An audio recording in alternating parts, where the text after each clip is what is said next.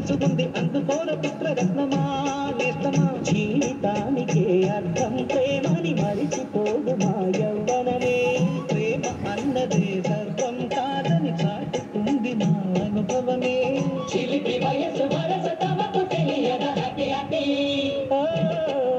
happy happy బర్త్డేలు మళ్ళీ మళ్ళీ చేసుకోక శుభాకాంక్షలందజేయమా మిత్రమా